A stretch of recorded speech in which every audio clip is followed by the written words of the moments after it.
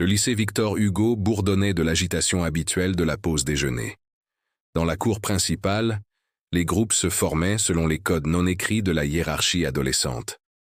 Près des casiers, Léa Couadio, 16 ans, mangeait silencieusement son sandwich, assise seule sur un banc à l'écart. Ses cheveux crépus étaient tirés en arrière. Ses vêtements simples mais propres contrastaient avec les marques de luxe arborées par ses camarades. Fille d'une aide-soignante et d'un chauffeur de bus, elle avait obtenu une bourse d'excellence pour intégrer ce lycée privé du 16e arrondissement parisien.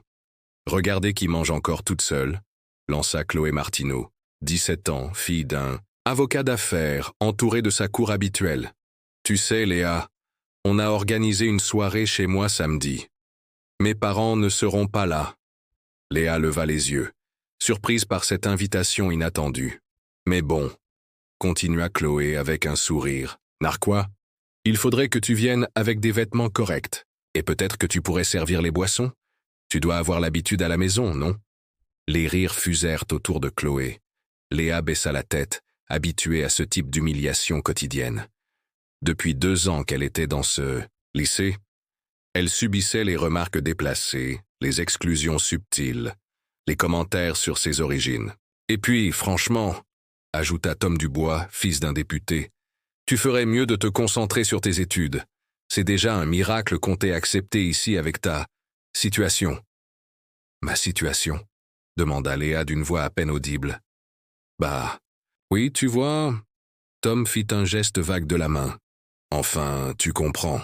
T'es pas vraiment à ta place ici. » L'attroupement grossissait. D'autres élèves s'approchaient, attirés par le spectacle. Certains filmaient discrètement avec leur téléphone. « Allez, dis-nous, » insista Chloé. « Tes parents, ils font quoi déjà? Ta mère nettoie les toilettes à l'hôpital. C'est ça ?» Léa sentit ses joues s'enflammer. Elle serra les poings, mais ne répondit pas.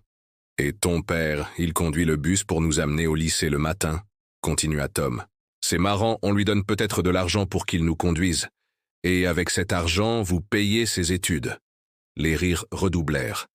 Léa se leva lentement, rassemblant ses affaires avec une dignité qui contrastait avec la cruauté de ses camarades. « Tu t'en vas déjà ?» railla Chloé. On discutait pourtant. « Arrêtez !» La voix de Léa avait claqué dans la cour, plus forte et plus assurée que jamais. Le silence se fit progressivement. « Vous voulez savoir qui je suis? Vraiment ?»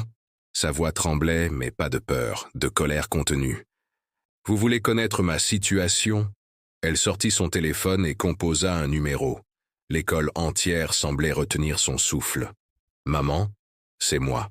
Tu peux venir me chercher? »« Non, tout va bien, mais j'aimerais que tu viennes. » Et « Maman, mets ta plus belle robe. » Elle raccrocha et se tourna vers l'assemblée d'élèves médusés. « Dans 30 minutes, vous allez rencontrer ma mère, Dr Marie Couadio, chef du service de cardiologie de l'hôpital européen Georges Pompidou. » Un murmure parcourut l'assemblée. Chloé fronça les sourcils. « Arrête tes mensonges, Léa.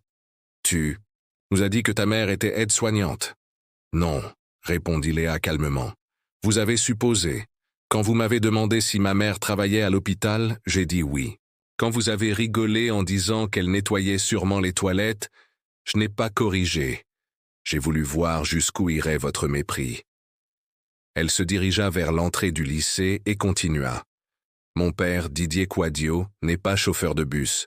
Il est ingénieur en transport urbain à la RATP. Il supervise la modernisation du réseau de bus parisiens. Ces bus que vous prenez tous les jours, c'est en partie grâce à son travail qu'il roule. » Tom ouvrit la bouche. Mais aucun son, non. Sortit. « Vous savez pourquoi je suis ici avec une bourse? Pas par charité. Parce que j'ai eu 19 de moyenne au brevet. Parce que je parle couramment 4 langues. Parce que j'ai remporté le concours national de mathématiques l'année dernière. » Une BMW noire s'arrêta devant le lycée. Une femme élégante en sortit, portant un tailleur impeccable et un stéthoscope autour du cou. Elle était grande, belle, et irradiait une autorité naturelle. « Mais surtout, » continua Léa en regardant sa mère s'approcher, « vous voulez savoir pourquoi j'ai supporté vos humiliations pendant 2 ans sans rien dire ?» Dr Couadio arriva près de sa fille et lui posa une main protectrice sur l'épaule. Parce que mes parents m'ont appris que la vraie force, ce n'est pas d'écraser les autres pour se sentir supérieur, c'est de rester digne face à l'ignorance. Chloé et Tom étaient devenus livides. Ils reconnaissaient maintenant Dr Quadio. Elle avait été interviewée plusieurs fois dans les médias comme l'une des plus brillantes cardiologues de sa génération. « Maman, dit Léa en souriant pour la première fois depuis longtemps, je te présente mes camarades de classe, ceux qui pensaient que tu nettoyais les toilettes. » Dr Quadio observa l'assemblée d'adolescents pétrifiés avec un regard à la fois sévère et triste. « Bonjour, dit-elle simplement. J'espère que vous prendrez soin de ma fille. C'est un trésor, vous savez. » Puis, se tournant vers Léa, « Tu es prête, ma chérie ?» Mère et fille s'éloignèrent sous les regards sidérés de toute l'école. Derrière elle, le silence était assourdissant. Seuls quelques applaudissements timides commencèrent à résonner, venant des élèves qui n'avaient jamais participé aux humiliations. Le lendemain, Léa revint au lycée. Mais cette fois, quand elle s'assit pour déjeuner, elle ne fut plus seule sur son banc. Parfois, il suffit d'une vérité pour que le monde change d'un coup.